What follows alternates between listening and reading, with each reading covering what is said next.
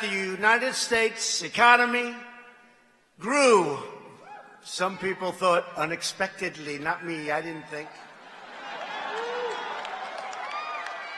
In fact, frankly, if we had the Obama interest rates low, almost nothing, actually nothing, and if we had quantitative easing instead of tightening, we use this conservative approach, we would have been even much higher than this, but this is very high, far greater. First quarter is always, for the most part, it's the lowest quarter. We did 3.2% in the first quarter, GDP crushing expectations and accelerating our economic boom. And that was with a shutdown, that was with a lot of different things, that was with bad weather, that was with everything you could imagine. 3.2 in the first quarter, usually the lowest and worst quarter. And Prime Minister Abiy, we're negotiating trade deals because every country has been ripping us off for years. And I really like the Prime Minister. He's a friend of mine, but I said, Mr. Prime Minister, we got to do something. For so many decades, we've been losing tens of billions of dollars to China and Japan and India and name any country, and we lost. But we're not losing anymore, and we got to do something. $68 billion in trade losses over the last 4 or 5 years, a year. So we're renegotiating. And I think he'll be fair. I think he'll be fair.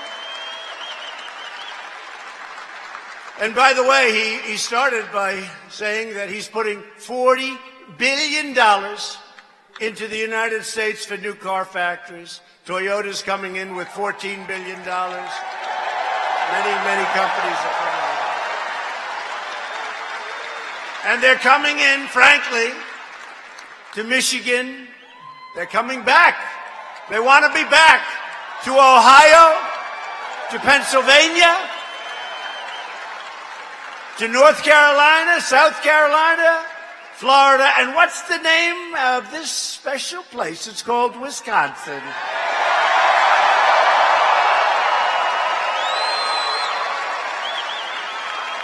So they'll be investing very shortly, and it started already, $40 billion, with a B, $40 billion, and it'll be a lot more than that.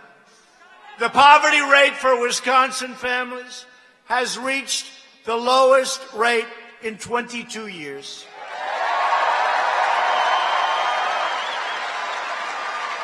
The unemployment rate for Wisconsin workers has reached historical. It's never been this low before, ever. Think of that.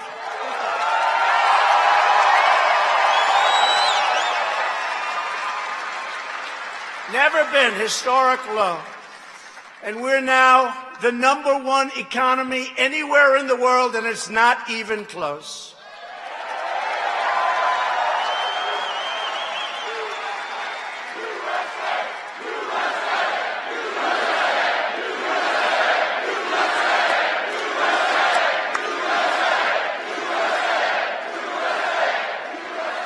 By the way, Saturday night, is there any place that's more fun than a Trump rally?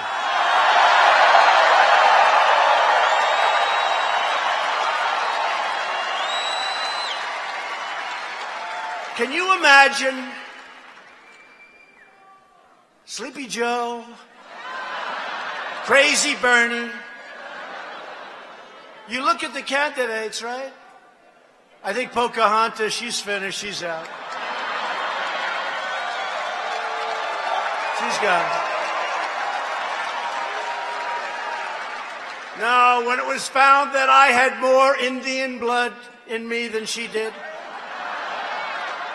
and then it was determined that I had none, but I still had more. That was the end of her 32-year scam on colleges. But can you imagine any of these people up here doing what I'm doing? There'd be 200 people show up if they were president. If they weren't president, nobody would show up. Is that right? And I have to say, I was saying on the way over, they were telling me about bad weather, by the way. We may have to cancel tonight. I said, are you crazy? No, can you imagine? I learned this morning, they thought you were going to have a big snowstorm. Right? A big, big snowstorm. The people that get it wrong the most are the weather forecasters and the political analysts. Right? Right?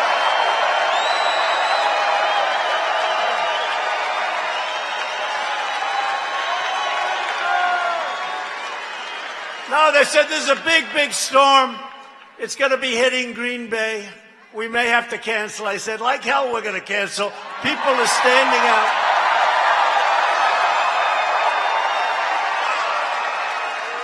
People are standing out 24 hours ago, 32 hours ago outside. Who stood out there for 24 hours? Thank you. We love you. Thank you. Thank you. And you know what? And you're rewarded with the best seats in the house, right? That's the way it's supposed to be, right? America's future has never been brighter. Yet, the Democrats, those very friendly people in Washington, have never been angrier than they are today. You see, somebody else with a very low level of energy was supposed to be standing here instead of me. They wouldn't be in this room.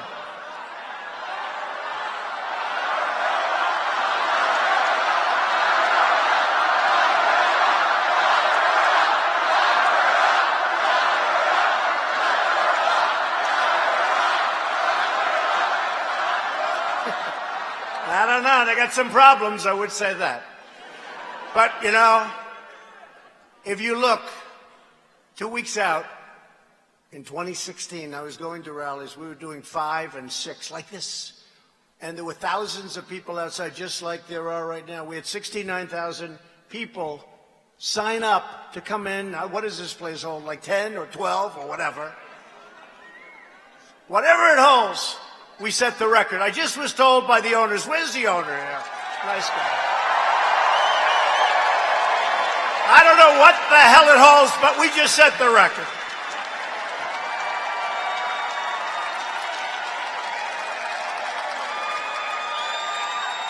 Where's the owner? Is this your record? Thank you. Whoa. Thank you. It's always dangerous. He said, yes, it is, sir. It's always dangerous. Yes, that question. No, sir, I'm dead. They will take that answer, and that'll be headlines. Thank you very much. You saved me. No, this is the record. We set records everywhere, and it's not me. This is a movement like we've never seen in the history of our country. But the radical, liberal Democrats put all their hopes behind their collusion delusion, which has now been totally exposed to the world as a complete and total fraud. The greatest political hoax in American history. It really has been. So this witch hunt was never really just about me. It was always about stopping you, the millions and millions of freedom-loving citizens who rose up on that incredible November day. Remember that day? November 8th. And demanded a government that puts America first, okay?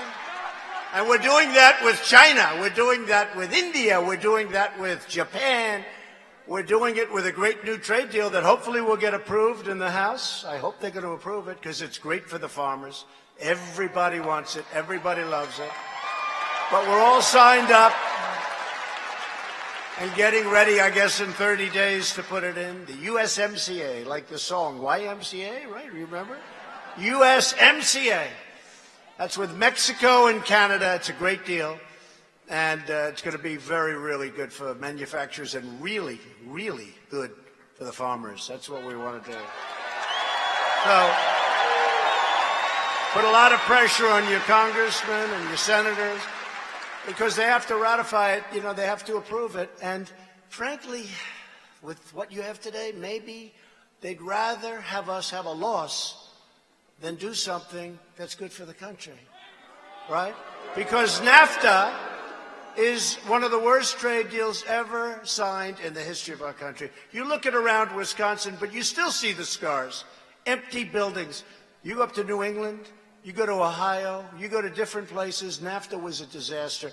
And what we had, the one thing I wanted more than anything else, I want to make it almost impossible for a company to leave Wisconsin and leave other states and go to Mexico and go to other places, but go to Mexico, fire its workers, open a new plant in Mexico, hire other workers, and sell the equipment into the United States. I don't want that. And we're not going to do it. And it makes it virtually not economically viable. That's what I want.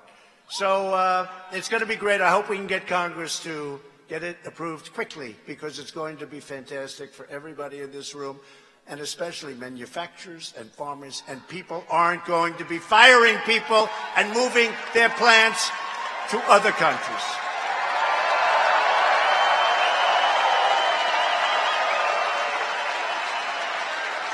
Remember that spell we were going through before I was a politician, remember?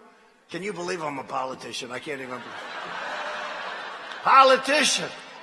But remember that spell where everybody was just leaving the country and going into Mexico, Canada, Mexico, Canada.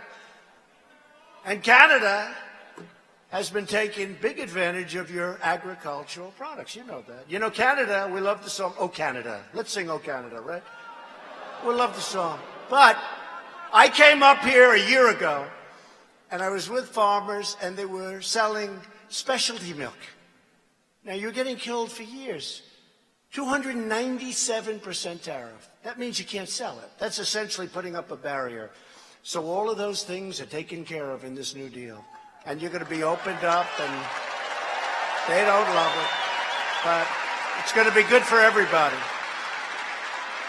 It's going to be good for everybody. And if they didn't approve, I would have just put tariffs on the cars. I would have done that. I didn't want to do that.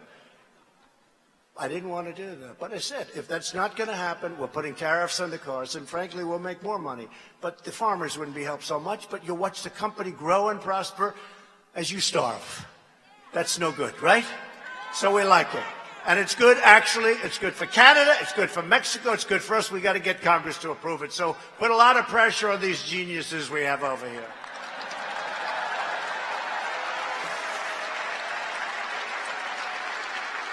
That's going to be a great trade deal. And we're very close to making a deal with China. But who knows? I always say who knows.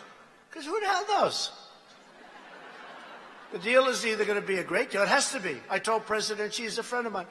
I said, listen, this can't be like a good deal for both. This has to be a deal because we have been losing to China for many years. $500 billion a year. We have rebuilt China. We've given them so much. Well, think of it. And that's cash. You know, they can say it's surplus. They can say it's deficit. Call it whatever. We were losing cash. We're giving them 500. How the hell can you do it? And as Prime Minister Abiy said to me today, he said, nobody's ever talked to me this way from our country. It's true. No, he said it friendly.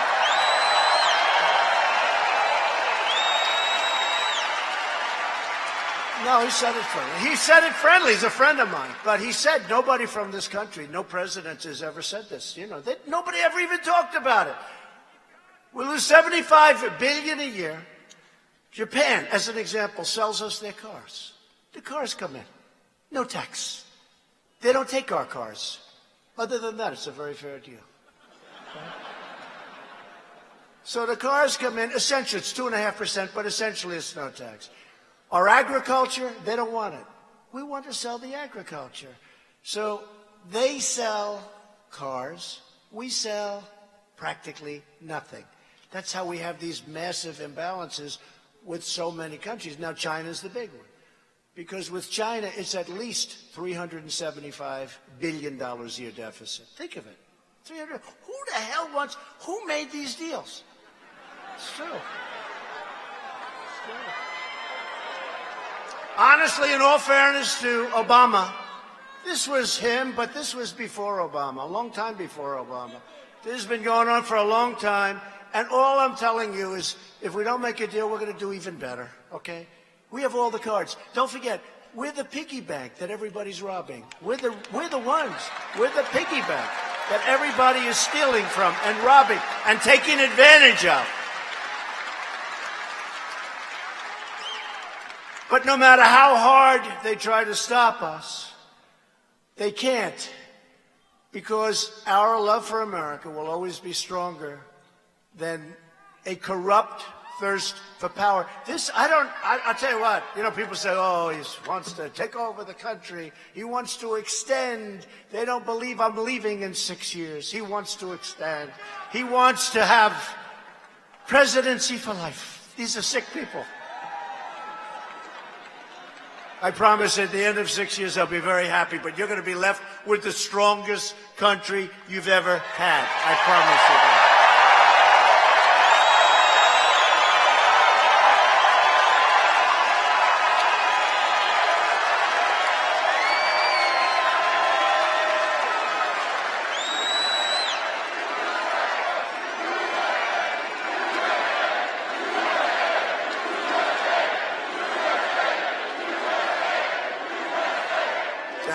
You're right, USA. We love USA, and that's right. And that's what this fight is all about. We're taking on the failed political establishment and restoring government of, by, and for the people. It's the people. You're the people. You won the election. And if you look at what's happened with the scum that's leaving the very top of government, people that others used to say, oh, that's one that dirty, these were dirty cops. These were dirty players. You take a look at what's going on. There's 21 of them already. And I'm not even doing, they're just leaving because they got caught like nobody ever got caught.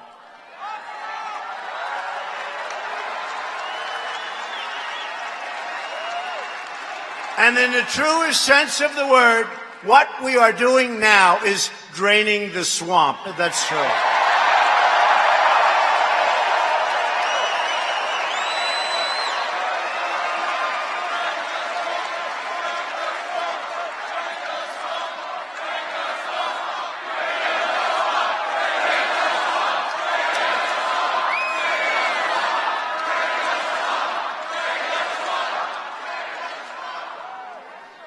I mean, we're draining the swamp, but are we having a good time or what? And look at all those beautiful red hats. And some white ones. Some white ones. Look at that. That's a lot of red hats. But you do have the white ones too, right? And you have the black ones too. You have a lot of them. You have a lot of different hats. But let me just tell you. So we have to make a decision. Do you want to make it tonight? So we're doing great. The country's doing great. We're rebuilding our military. We're doing so many things. Listen, so we have a decision to make. We may have the greatest theme in the history of politics. It's called Make America Great Again. It's called MAGA Country. MAGA Country.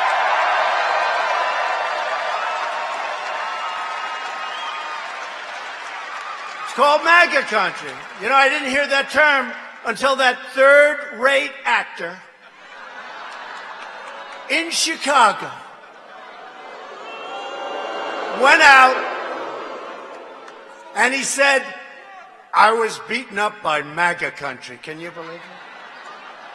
Now, that's a hate crime, right? He said he was beaten up by MAGA country. Turned out to be a total lie. But think of it, MAGA. Make America Great Again.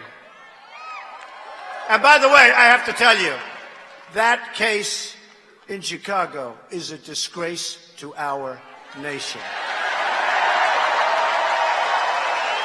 Disgrace.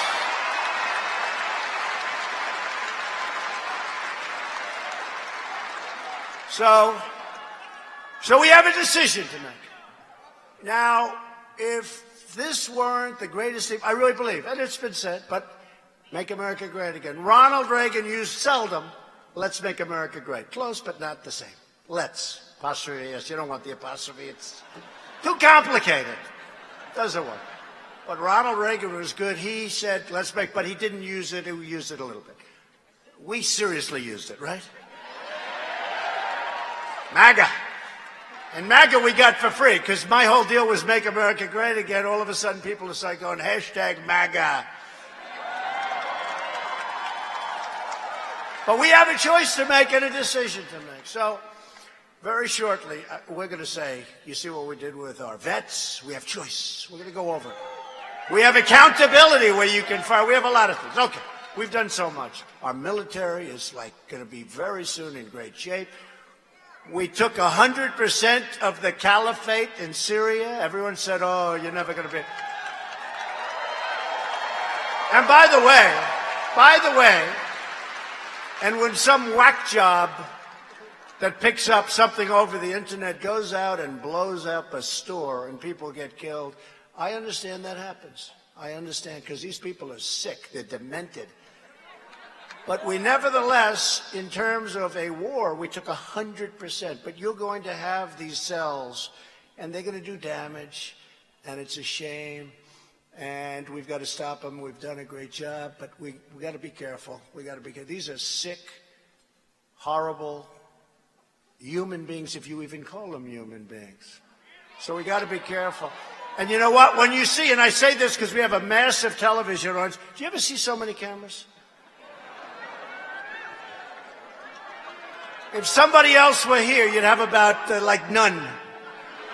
This is like the Academy Awards used to be before they started hitting us and their ratings started falling like a rock.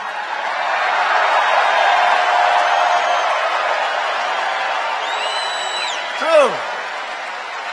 So we have a choice to make. Ready? So make America great again. The problem is we've made America great very soon. We're going to have a couple of things to do. We should have had health care, but one man decided to vote against us at the last moment.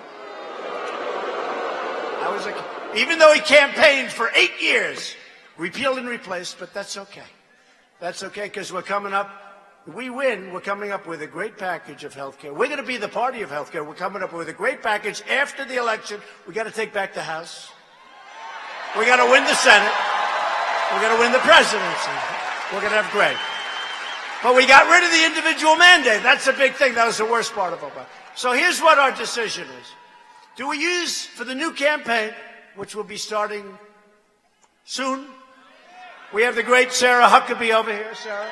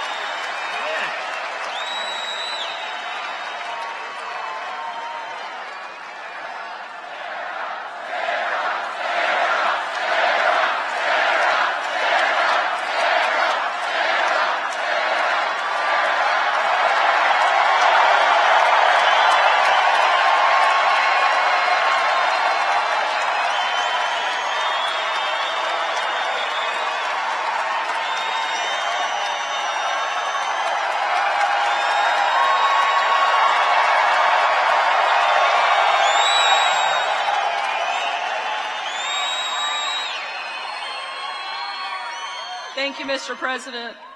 Obviously, I thought it was going to be a little warmer here in Wisconsin, but it's pretty hot in this room tonight. Thanks to all the amazing things you've done for our country. Last year, this night, I was at a slightly different event. Not quite the best welcome, so this is an amazing honor. I'm so proud to work for the president. They said he couldn't win in 2016, and he did. They said that he couldn't make our economy better, and it's booming. They said he couldn't rebuild the military, and he's done it. They said there was collusion, and there wasn't. They've questioned him at every step, and he's proven them wrong every single time because of all of you. Thank you, Mr. President, for leading our country. Thank you.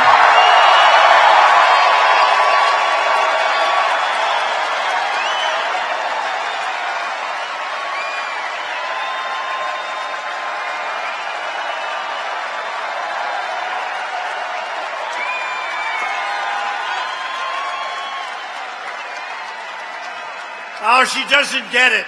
She doesn't get it. She doesn't understand me after all these years. She's becoming too popular. I'm jealous. Sarah, you're fired!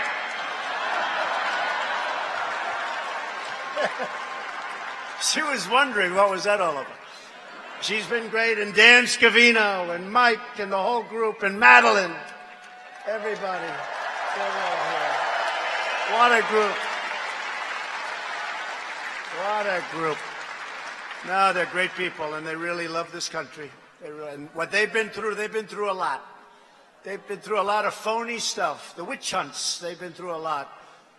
So we're delighted to be joined tonight by many incredible Wisconsin Republican leaders. A really great friend of mine, a man who is really the focus of what's going on in so much of Washington. Very tough guy, very strong guy. I call him Wisconsin tough. And I don't even know if you know it, and I don't know if you appreciate it, but I'm telling you, he's really good. Ron Johnson, your senator.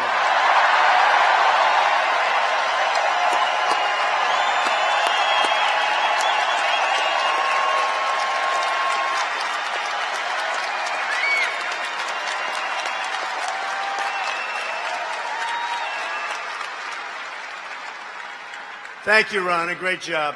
He's doing a big job now, I can tell you that. He's working on some things that are very important.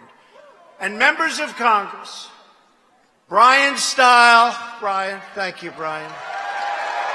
Thank you. Glenn Grothman.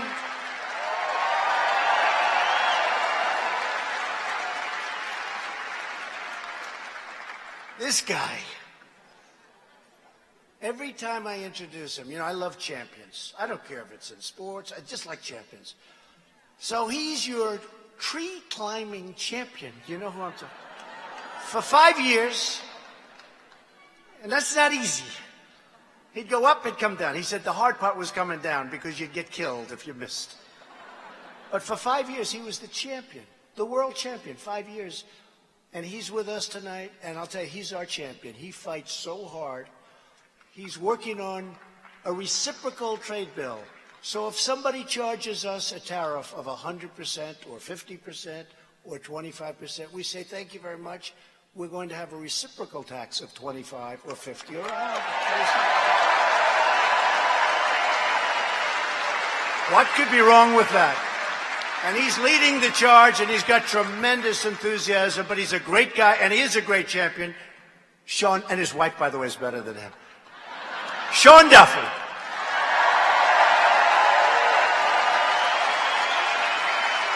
Right?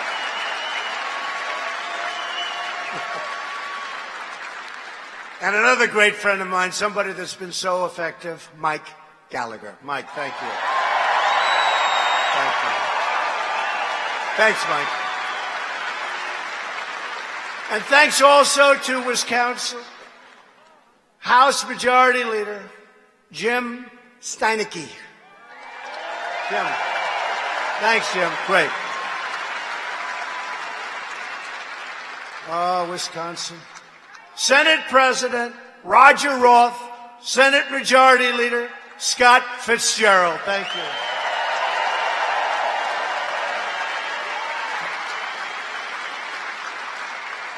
These are great people. They've done so much for us. And we have other leaders in the room, but we all know who they are. They've been incredible. The Republican Party's been incredible. After just the first 2 years' time, America is winning again, and America is respected again all over the world. No more games, all over the world.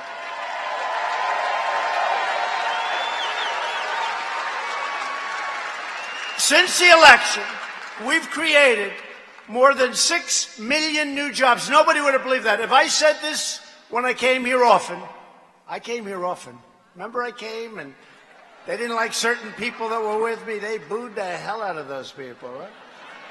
But they liked me. That's all that mattered.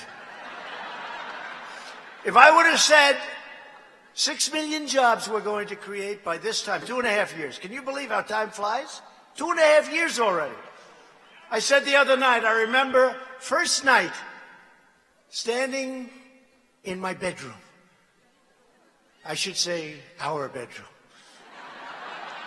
With our great First Lady. I said, do you believe? First night, I said, here we are in the White House. And 4 years sounded so long away. And now 4 years is coming up. We're 2.5 years. And no administration has done as much as we have in the first 2.5 years. Ever. So,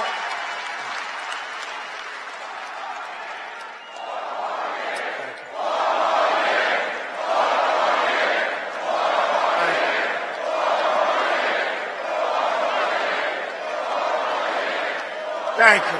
And by the way, yesterday was our First Lady's birthday. And people love her. We're about the same age, very close.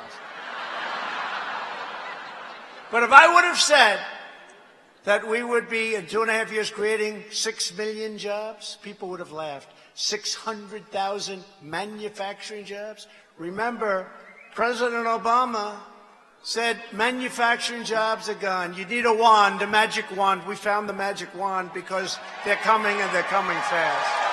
And those are great jobs.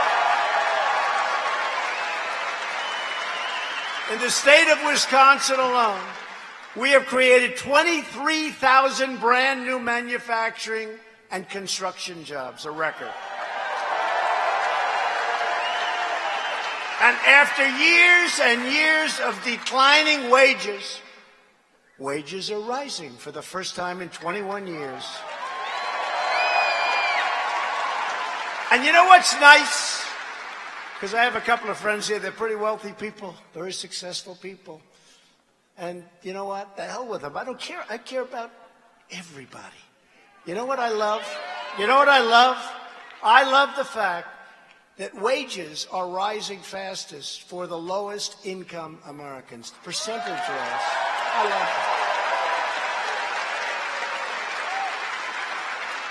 it. You know, when they say it hasn't trickled down, the most successful, percentage-wise, the most successful are the lowest income Americans. There's something great about that. And people that are now able to go out, you know, we got Veterans Choice. We also have employment choice because you never had a chance. You had to stay in a job that you hated or you couldn't get a job. Now you can go out. You have 7 alternatives. You get a job that you love, and you get much higher salaries. It's great.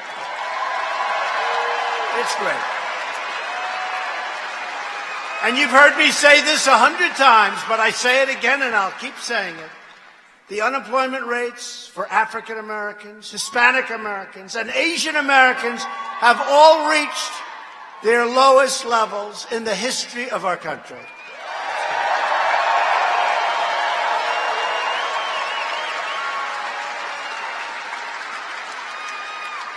And remember this, if I make any misstatement, if I'm off by just a little tiny bit, those people back there will be headlines. So I have to be very careful. Fake news, they're fake. They are fake. They are fakers.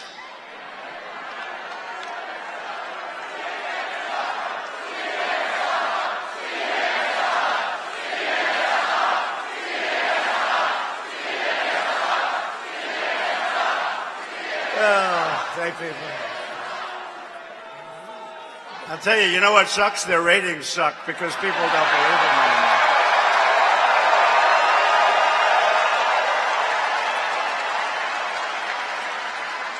We have cut 30,000 pages of job-killing regulations from the Federal Register. That's an all-time record. It's never happened before. Right? Wrong. We passed the largest package of tax cuts and reforms in our nation's history. And you know something that is very important to me and very important to, because of you, to keep family farms, ranches, and small businesses together in the family. When you pass on and go to heaven so you can look down at these great children, and if you don't like your children, don't listen to what I'm going to say. There are probably a couple of you out there to say, you know, I don't like the kid. I'm not leaving him my damn farm, right? Probably. Anybody in here like that? Raise your hand. No, don't.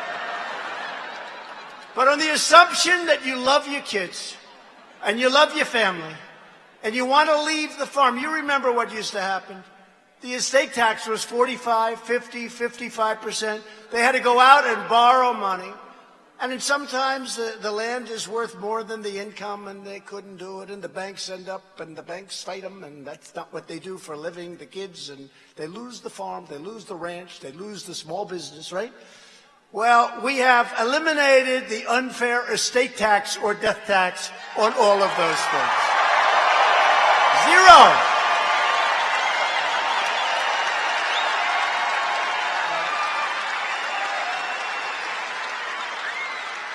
Zero. That's a good one.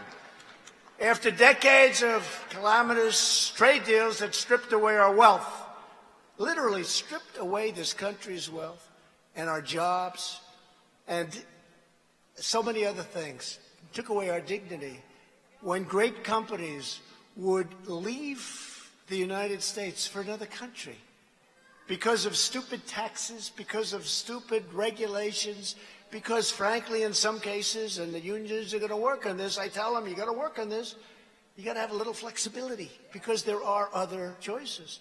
But now the choices are going to be other states. They're going to be competition. But you know what? Now America fought back, and all of these companies are coming back into our nation again.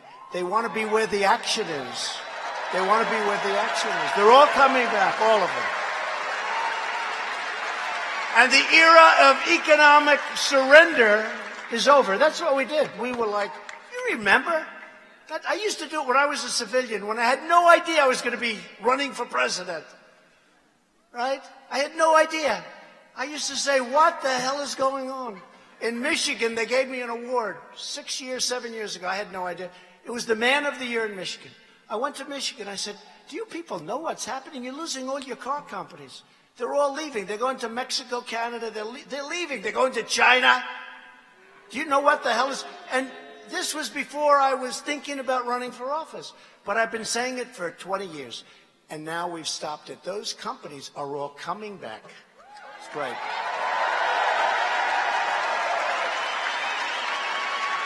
When the Wisconsin timber industry was threatened, my administration took immediate action. We imposed tariffs on dumped foreign goods and subsidized products and saved countless timber jobs all across this great state. And you know that. You know that, Sean. Big difference, right? They were losing, you were losing a lot of jobs. And they were taking the timber from other states and other countries. Nope, not anymore. We're doing good. Before I took office, one of the gravest threats to the future of American manufacturing was the previous administration's Trans-Pacific Partnership. You think NAFTA would have been bad? This would have made NAFTA look like a good deal. The TPP would have decimated U.S. manufacturing and gutted America's auto industry. It would have gutted the industry. And they were dying to do this crazy deal. I also ended up another one, you know, the great Paris Accord. How is Paris doing lately? How's Paris? How's Paris doing? Send all the money to countries that the people never heard of and raise their taxes. I ended that one, too. I thought I was going to take a lot of heat on that one. Saved a lot of money, saved a lot of jobs, saved a lot of businesses. I said, you know, when I end this Paris Accord, I'm going to take heat. I didn't even take heat. My people understood it. It was a ripoff. It didn't allow us to use our wealth. Would have stolen our jobs. But just take a look at what's happening to other places where they're trying to do it. And we had something we would have never, ever been able to adhere to the rules. They were so strict on us. You know, China can sign rules. They're not going to be sued by Greenpeace. If Greenpeace goes to China, that's the end of Greenpeace. You never see him again. So China doesn't care if they violate Greenpeace and some of these other wonderful environmental groups. But the United States gets sued. And we adhere to these things. It's a little bit different. We would have lost our ass on that deal. That would have been a terrible deal. And that's why I was willing to take the heat. But there was no heat. I'm still waiting. I guess at some point they'll bring it up. They'll probably bring it up. Bernie Sanders will say, what? I'll say, take a look at Paris on a Saturday afternoon, Bernie. How are they doing over there? Good? The Yellow Vests, how are they doing? I don't think so good. And they're great friends of mine, but I don't think they're doing so good. That's why in one of my first acts as president, I withdrew the United States from the one-sided job-killing disaster known as TPP. TPP, what a mess. That was another one of these deals that was set up for the strict purpose of taking wealth out of the United States for the benefit of those other countries that were in the deal. It was a one-sided horror show. America will not be taken advantage of any longer.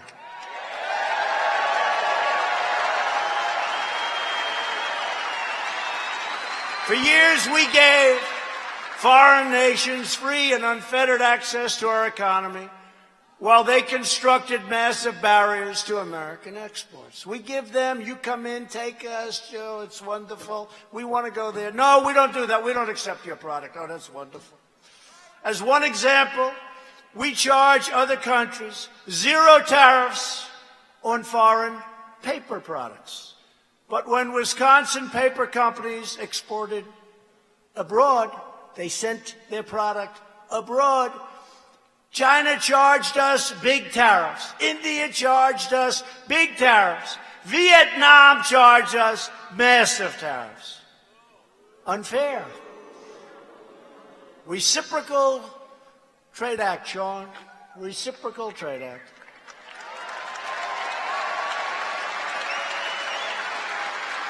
Look at Harley Davidson. Look at Harley Davidson. I met with them 3 years ago, one of my first meetings, Harley Davidson. I said to the people, they're very nice. They would tell me, tough to do business in certain countries. How are you doing in India? They said, oh, we don't do any business. And they weren't even complaining because for so many years. So India charged 100% tariff on a Harley Davidson. But when they send their motorcycles and they make them to us, we charge them nothing. So I called up Prime Minister Modi. I said, unfair. He cut it 50%. But I said, that's not good enough because, look, it's 50% to nothing. And what we're doing is changing all of that stuff. Changing all of that stuff. Rapidly changing. And that goes for military protection also. That goes for military protection also, where we are getting ripped. We're defending the world. We're defending wealthy countries that can well afford to pay us. But they've been getting this free military, or at least massive partial subsidies, for so many years it's almost like habit. It's more habit than anything else. Nobody does anything about it, but we do. There's one country, we lose $5 billion a year. I won't say, I don't want to embarrass anybody. The last thing I want to do is embarrass somebody. But they lose. We spend $5 billion a year defending them, right? So I said to the generals, how much do we spend? Next day, sir, we spend $5 billion. Very wealthy country. I said, how much do they pay? Sir, they pay $500 million. I said, you mean we lose $4.5 billion to defend them? And they're rich. So I called the country, right? I called the country. So we lose $4.5 billion for the privilege of defending a country that's very tough on us on trade and various other things, right? So I called, I said, listen, it's no good. Now, they were in a state of shock because they never got a call like this in 25 years, right? I said, it's no good. We're losing $4.5 billion. It's no good. We can't do this anymore. This is crazy. And he got very upset, angry. This is not fair. I said, of course it's fair. He said, well, we'll give you $500 million more because the budget, you see, had already been set and there's only a month left. So, you know, I said, you know what? I want more. We argued. So they paid us more than $500 million for one phone call. It took me one call. Now, I'm not bragging. I hate the deal. No, one phone call. Ron knows. One call. It's the first call they've had in 35 years. I don't think they ever had a call. One-sided, horrible deal. So I said, it's okay. You know, I understand your budgets. You know, you go through a budget. But next year, which now turns out to be in about 2 weeks, I said, we're going to call you for much more. You got to pay. You got to pay. Not fair. We're defending you, and you're rich. You know, we can defend people. They're not rich, and they're being horribly treated, and human rights and all this. And that's different. These are rich countries. But think of it. One phone call, we pick up $500 million. That's not terrible. But now we're going to pick up a lot more. And we have that with many countries. Look, Saudi Arabia, very rich country. We defend them. We subsidize Saudi Arabia. They have nothing but cash. Right? We subsidize. And they buy a lot from us. $450 billion they bought. You know, you had people wanting to cut off Saudi Arabia. They bought $450 billion. I don't want to lose them. But the military, we subsidize Saudi Arabia. I called the king. I like the king. I said, King, we're losing our ass defending you, King, and you have a lot of money. Yeah.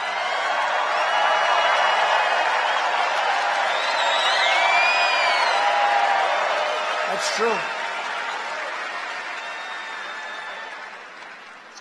And he said, but why would you be calling me? Nobody's ever made such a call before. I said, that's because they were stupid. So we're working to deal with Saudi Arabia. So many things. So many things. I'll tell you what, honestly, it's easier than collecting $113.57 from a tenant in a bad location in New York City. And it's safer, too, believe it or not. It's easier. It's true. It's easier. Okay, enough of that. But it's true. So we're getting ripped off on trade. We're getting ripped off on military. NATO, I'm all for NATO, but, you know, we're paying for almost 100% of defending Europe. And they're killing us on trade. The European Union, the EU, is killing us. We lost $181 billion, and we're defending them for peanuts. Does this make sense to you, what I'm saying? And in the meantime, your taxes go up, although they actually, because of me, have gone down, so I guess I can. The International Trade Commission recently announced that under the USMCA, American dairy exports to Canada are expected to surge by more than 50%, okay? We got to get the deal done. Ron, you got to get that deal done. You'll get it done. Got to get it done. In my first 100 days in office, I traveled to this very state to sign an executive order declaring that we will live by two simple rules: buy American and hire American, right here in Wisconsin.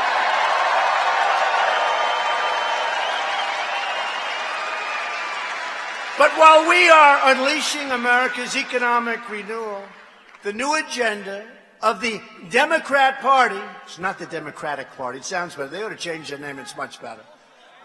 But why should I make their name sound good, right? The Democrat Party, radical left, they should change that too. Call it officially the Radical Left Democrat Party. Would drive our nation into economic and financial ruin very quickly. And they will take your guns away too, by the way. Nothing is more dangerous than the Democrats' crazy immigration agenda. We want it solved. We're building the wall, by the way. We're going to have over 400 miles of wall built by the end of next year.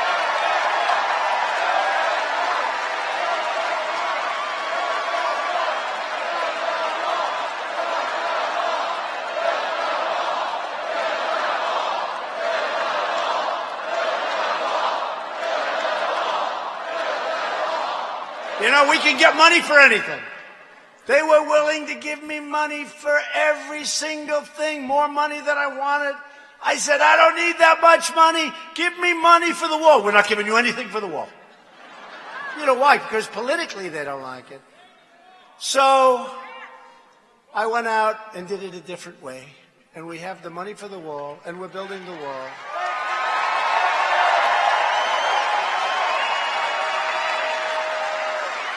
Because their entire party has been taken over by far-left radicals who want to nullify and erase American borders. They want open borders. They want open borders. They want people to pour in, and they think that's going to be votes ultimately for them. These left-wing extremists don't believe America has the right to enforce our immigration laws or decide who gets to enter and remain in our country. Not going to be that way. And think of Border Patrol. We apprehend 100,000 people a month. You know what that is? Democrats want to allow totally unlimited, uncontrolled, and unchecked migration, all paid for by you, the American taxpayer. The Republican Party believes America has not only the right, but the absolute duty to control our borders and to enforce our laws.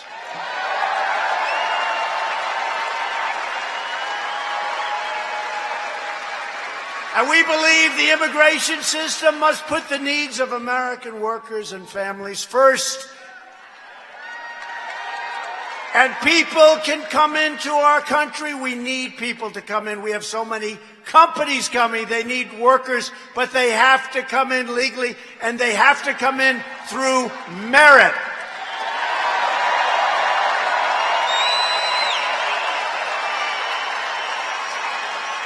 And we will always support the heroes of ICE and Border Patrol. These are great heroes. Last month alone, 100,000 illegal immigrants arrived at our borders, placing a massive strain on communities and schools and hospitals and public resources like nobody's ever seen before. Now, we're sending many of them to sanctuary cities. Thank you very much. They're not too happy about it. I'm proud to tell you that was actually my sick idea, but it's all good. No. Hey, what did they say? We want them.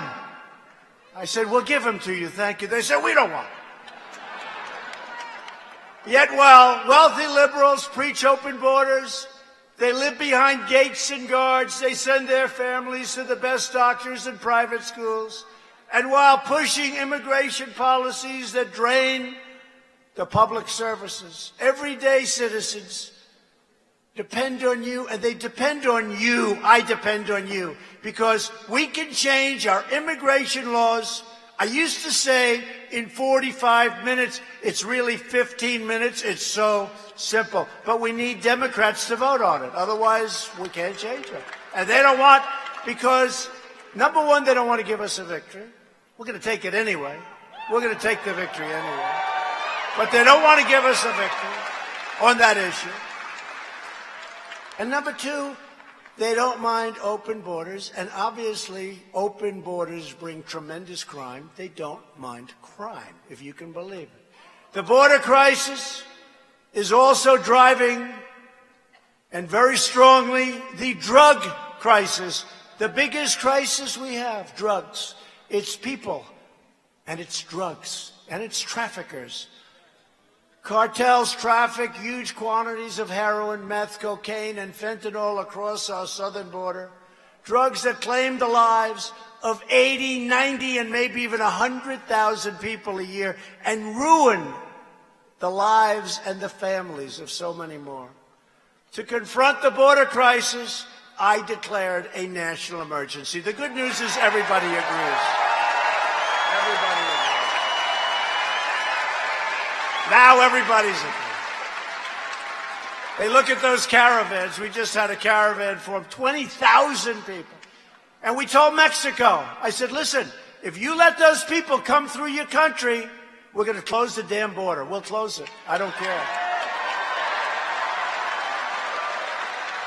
They got to bring them back.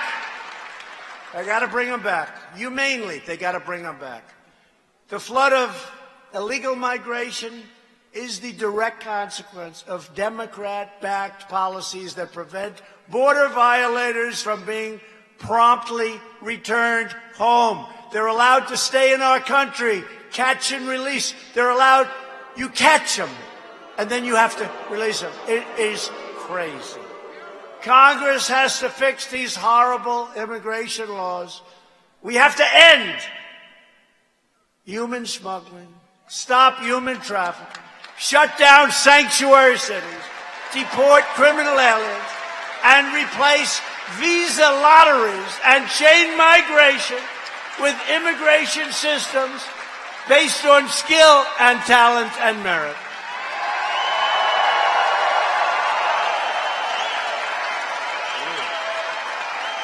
Ron Johnson's going to do it. Ron, congratulations. Stand up, Ron. Will you get that done for me, please? No, get it done for Wisconsin. Okay? He'll do it. He'll do it. On issue after issue, the Democrat Party has never been further outside the American mainstream. I mean, it's crazy what's going on with them.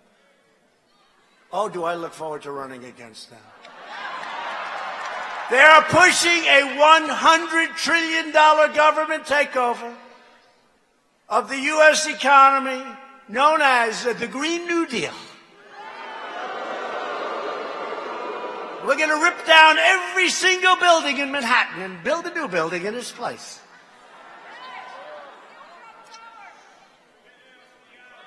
They've introduced a total federal takeover of U.S. health care that would abolish the private health insurance of 180 million Americans. Many of you are in this room right now. And they are aggressively pushing extreme late-term abortion, allowing children to be ripped from their mother's womb right up until the moment of birth. And just this week, your Democrat governor, and by the way,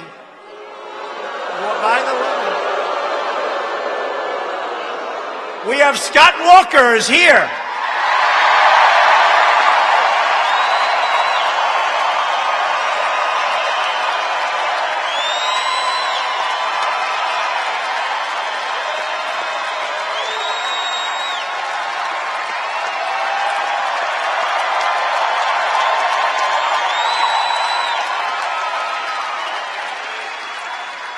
Great governor. He did a great job. He's a great governor. He's got a big future. But your Democrat governor here in Wisconsin shockingly stated that he will veto legislation that protects Wisconsin babies born alive. Born alive. The baby is born. The mother meets with the doctor. They take care of the baby. They wrap the baby beautifully. And then the doctor and the mother determine whether or not they will execute the baby. I don't think so. Incredible. No, it's incredible. Until this crazy man in Virginia said it, nobody even thought of that, right? Did anyone even think of that? You hear late term, but this is where the baby is actually born. It came out, it's there, it's wrapped, and that's it. Who believes it? So to protect innocent life, I called on Congress to immediately pass legislation prohibiting the extreme late-term abortion of babies.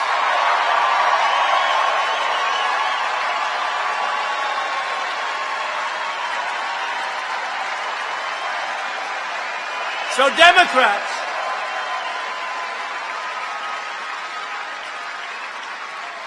are now the party of high taxes, high crime, open borders, late-term abortion, hoaxes, and delusions. The Republican Party is the party for all Americans. That's what it is. It really is. And common sense. We're the party of common sense. We're the party of the American worker, the American family, the American dream. We're the party of the Second Amendment and its protection.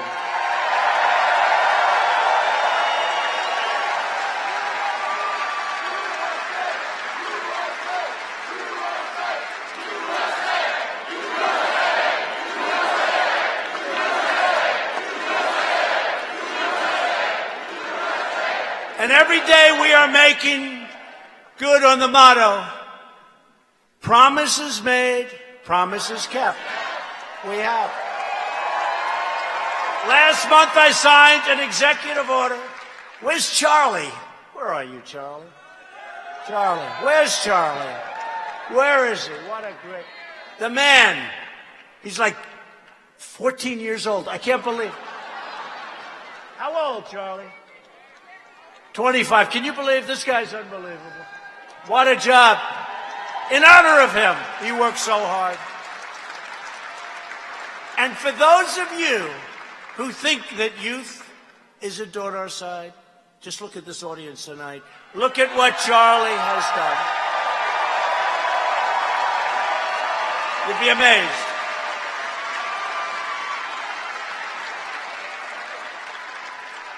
I was watching the other night the NFL draft. Can you believe it?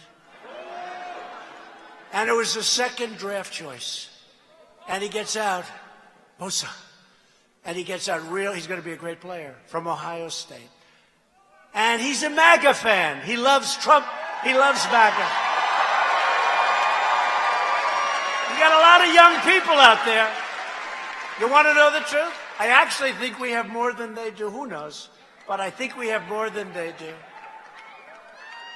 And he's going to have a great career. Last month, I signed an executive order to defend free speech on college campuses.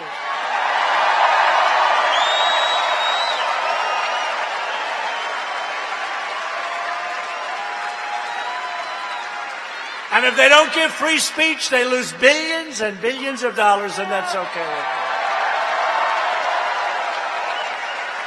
And we've launched a historic initiative to reduce the price of prescription drugs. So important.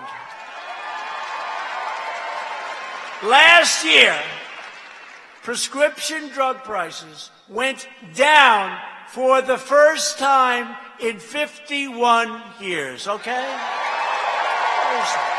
Going up, up, up. And it's going to go down a lot more. Got it down. That was a big deal. Not by much, but, you know, it's always gone up a lot. 18%, 6%, 9%. It went down, and it's going to start going down because all of these very complex things that we're doing are starting to kick in. We're going to get them down. And maybe on that one, we're going to work with the Democrats, to be honest, because they want to get it down, too. And we'll see if we can put it all together. But prescription drugs, look, it's a rigged system, okay? If I told you how crazy it is, the web, it's a web. You need 193 IQ to even understand this web of geniuses. They put this thing to lower a drug price. It has 19 effects here and 27. We got it down, and we're getting it down further. We have the smartest people, the best people in that world working on it, and it's happening. And we might be able to get Democrat support. We're vastly expanding affordable alternatives to Obamacare. We repealed Obamacare's unfair and very unpopular individual mandate where you had to pay a fortune for the privilege of not having health insurance. That was very bad insurance. And we'll always protect patients with pre-existing conditions. The Republicans are always going to protect pre-existing conditions. We're unleashing American energy and getting Washington bureaucrats off the backs of hunters, fishers, farmers, and everyone who enjoys our great outdoors. And we've committed to providing, I think you'll like this, and Ron and those great congressmen that you have in this room are working hard on it. We're very close. $300 million for the Great Lakes Restoration Initiatives. And we're building the new SULOCs to protect jobs and commerce throughout the entire Midwest. The SULOCs. And I'm pleased to report that earlier this month, Interlake Steamship Company announced plans to build the first Great Lakes freighter in 35 years just north of here in Sturgeon Bay. How did you know? 35 years. And that just means more jobs, more jobs, more jobs. To keep America safe, we are rebuilding America's mighty might. We are rebuilding our military like never before in the history of our country.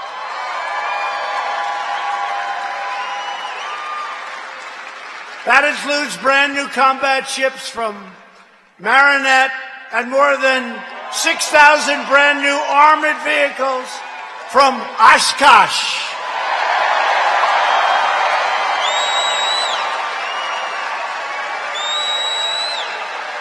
And we're boldly defending American interests. Just yesterday, I announced that my administration is unsigning the UN Arms Trade Treaty.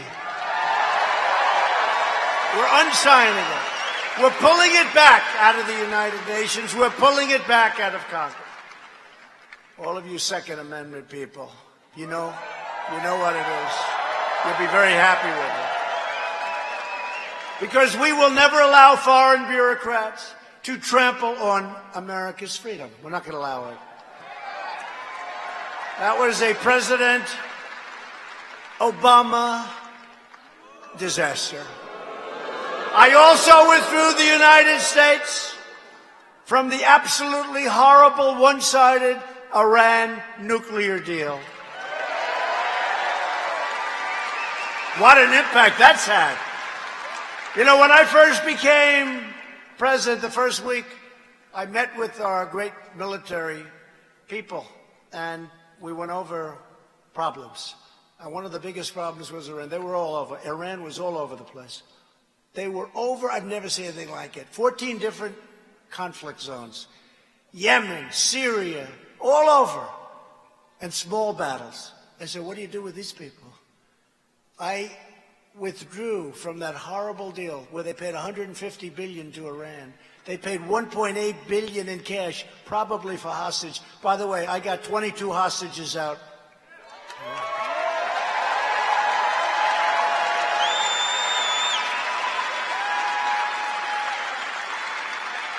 And the other day, our great hostage negotiator made the statement that Trump is the greatest hostage negotiator this country's ever had. So, you know what? So I put it out. I put it out. Why not? You know, a lot of times if you're not going to brag about it, nobody else is. You might as well do it. True.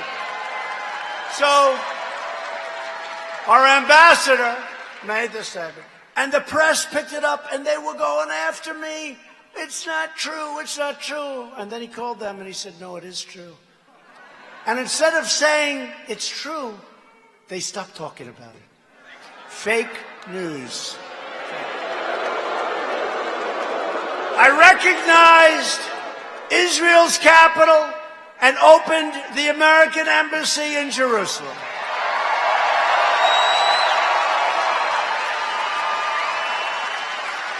And it would have opened in 25 years. But I said to our great ambassador, David Friedman, one of the most successful lawyers in New York, he became ambassador to Israel. I said, David, they want to spend $1.1 billion.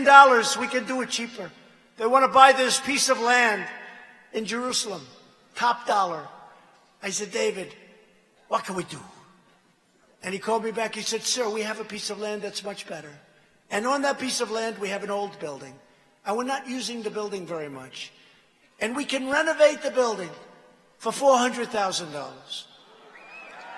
And we'll have a beautiful embassy in a better location. And we can have it done.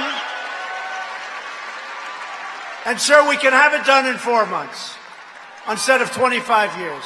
So here's your alternative. A building in a great location in 4 months for $400,000. Or a building that will probably never get built, but let's say 20 years, for $1.1 billion today, meaning $3-4 billion, in a lousy location that won't be as good as what we built. And it's the first time I've ever done this. He said $400,000. I said, David, it's too cheap. We have to make it more. It's true. I said, make it $500,000. It's true. It's true. And it's open. We opened it like almost a year ago. And you know, in New York, I have a friend. He's a very successful guy, and he's very proud of his office because he used a thing called Jerusalem stone. This is stone from Jerusalem. It's one of the most expensive. He considers it a treasure. And every time I go in, he says, oh, look at my beautiful stone. It's from Jerusalem. So we're building a building in Jerusalem. I said, David, do me a favor. Buy Jerusalem stone. You're right there. We got it so cheap, you wouldn't believe it. And the whole damn building is made practically of Jerusalem stone. It's true. It's beautiful. It's beautiful. So we got it open in 4 months instead of 20 or 25 years. And we saved at least $1.1 billion. And it's a great embassy right now. It's a great thing. It's great. And just weeks ago, I announced that the United States will recognize Israeli sovereignty over the Golan Heights. So that's been under consideration for 52 years. For 52 years. They told me they've been studying it. They've had summits, many, many meetings, summits, people coming from all over the world, talking about the Golan Heights. And then they'd leave. This is very important strategically for victory. Heights, you're up high, very important. 52 years ago it started. And I did it, like quickly, done. It's all done. And we also recognize the legitimate government of Venezuela, and we strongly condemn the socialist brutality of the Maduro regime. And you see what socialism does. That was one of the wealthiest countries in the world. Now it's one of the poorest. And to those who would try to impose socialism in our country, we see nothing but trouble. We see nothing but poverty. And we will say again tonight that America will never be a socialist country, ever. Never. Never.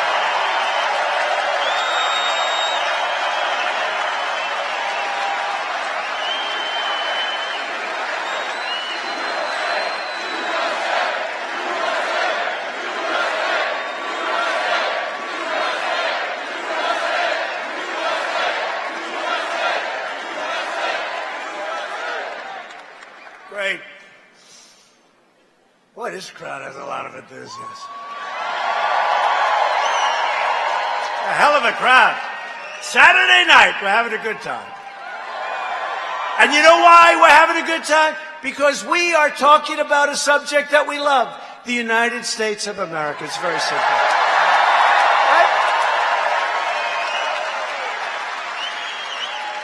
Each of us in this arena is united by the same timeless values. We believe in the American Constitution, and we believe in the rule of law. We believe in the dignity of work and the sanctity of life.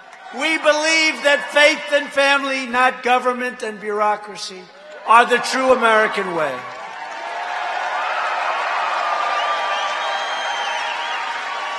We believe in religious liberty. the right to free speech, and the right to keep and bear arms.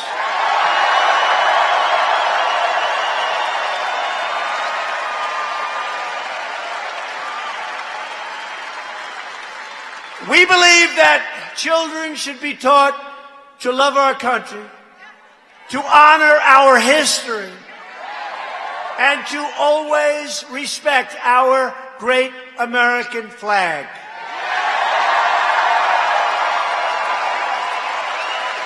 And we believe in the words of our national motto, "In God we trust."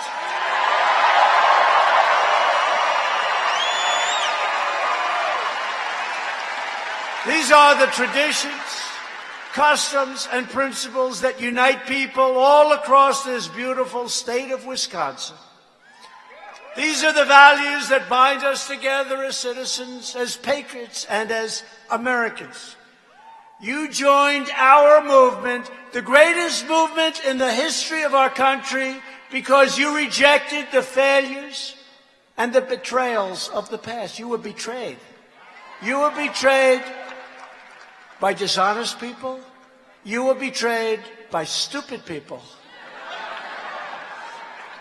You stared down a corrupt system that enriched itself at your expense. You protected your family. You defended your dignity. You recaptured your destiny. And you took back your country with that great election 2.5 years ago.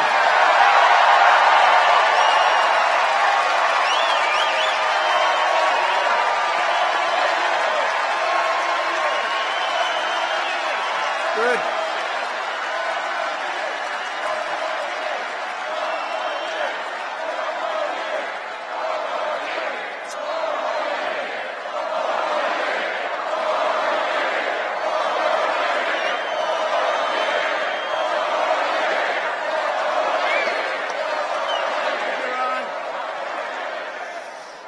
You have always been loyal to this nation.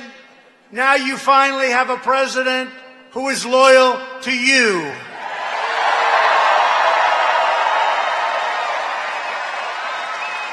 Every day between now and November 2020, we are going to keep on working, we are going to keep on fighting, and we are going to keep on winning, winning, winning. We are going to win.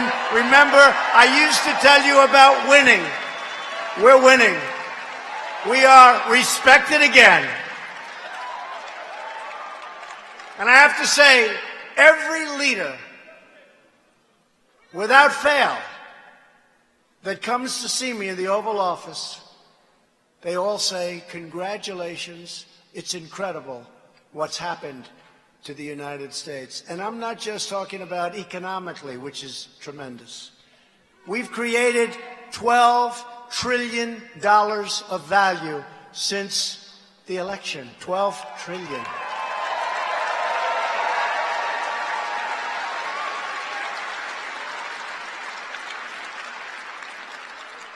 And our primary competitor, very big, powerful competitor, has lost $17 trillion since our election.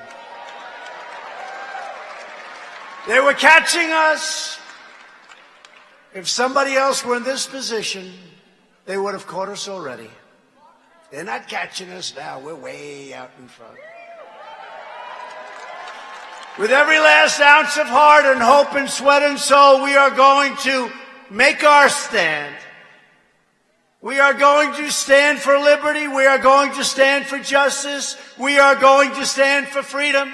And we are going to stand for the sacred rights given to us by the hand of Almighty God.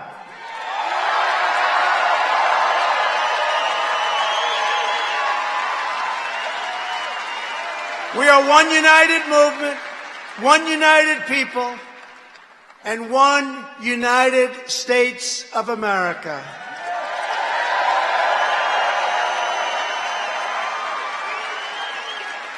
And together with the great and proud people of Wisconsin, we will make America wealthy again.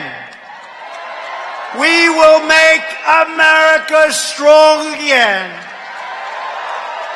We will make America safe again. And we will make America great again. Thank you, Wisconsin. Thank you.